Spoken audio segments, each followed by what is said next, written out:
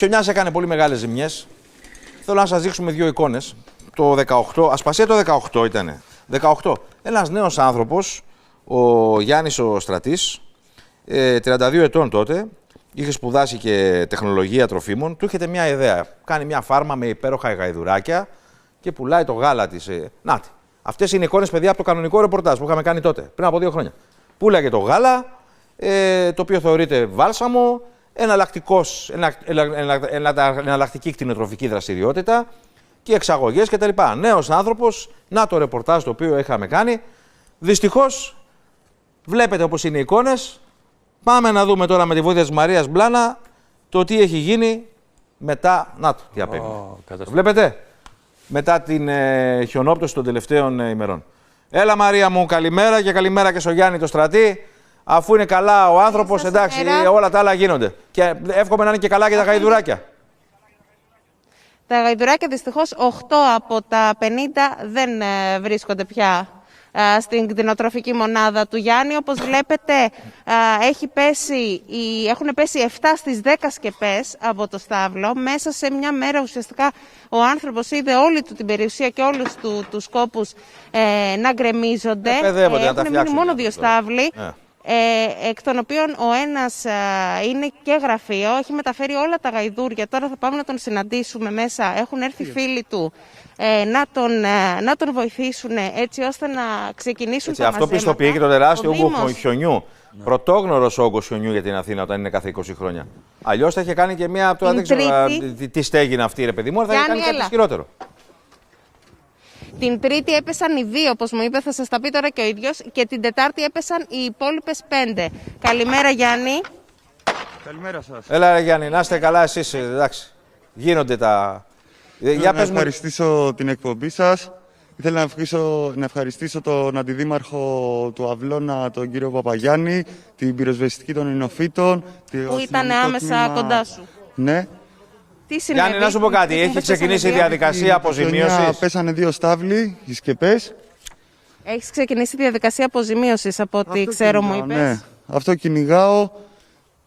Να δούμε τι θα γίνει, γιατί εγώ δεν είμαι ΕΛΓΑ, είμαι ΤΕΒΕ και δεν υπάρχουν αυτά τα προνόμια που υπάρχουν στους αγρότες.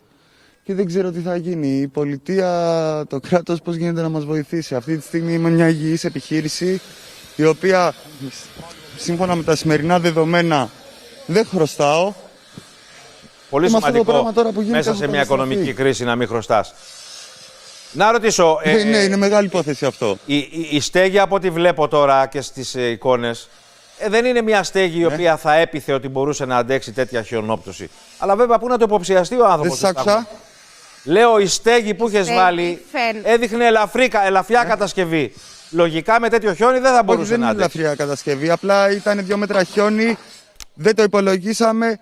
Έσπασε η οροφή. 2 μέτρα απάνω πλέον το χιόνι είναι. Και πού να καθαρίσεις πάνω στη στέγη. Για να ελαφρύνεις. Αυτό δεν μπορούσαν να προλάβουν. Στη συνέχεια δεν ευδοκιμούσε το κλίμα για να γίνει αυτό.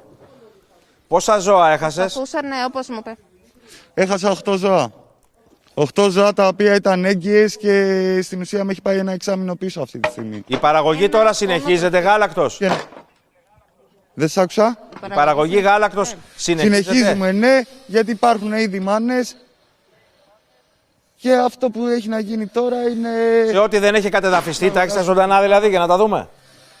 Ναι, απλά τα έχουμε μοιράσει. Τα έχουμε μοιράσει σε 2 στάβλους. Οι στάβλοι ήταν 10, ξεκινούσαν από πάνω. Αν μπορεί να μας βοηθήσει και ο Θανάσης ο Ρεντούμης, ξεκινούσαν από πάνω. Έχουν καταστραφεί οι 7. Έχει μείνει ο πρώτος ουσιαστικά που βλέπετε και ο τελευταίος που είναι γραφείο. Έχει μεταφέρει τα ζωντανά ακόμα και στο γραφείο, όπως ο ίδιος μας είπε. Και η καταστροφή. Είναι ασφαλές να πλησιάσουμε να δούμε τα ζωντανά? Πάμε, ναι, πάμε να σας δείξουμε.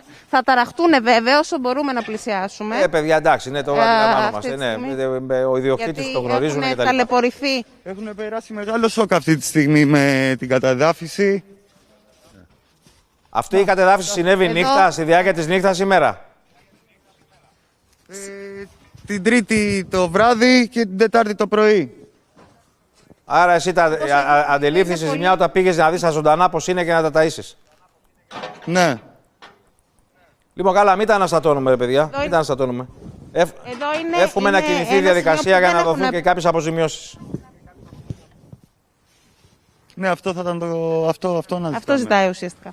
Καλό κουράγιο. Γιατί πραγματικά είναι για να κλείνουμε αλλιώς. Καλημέρα, ευχαριστούμε πάρα πολύ. Να είστε καλά. Καλημέρα. Να είστε καλά.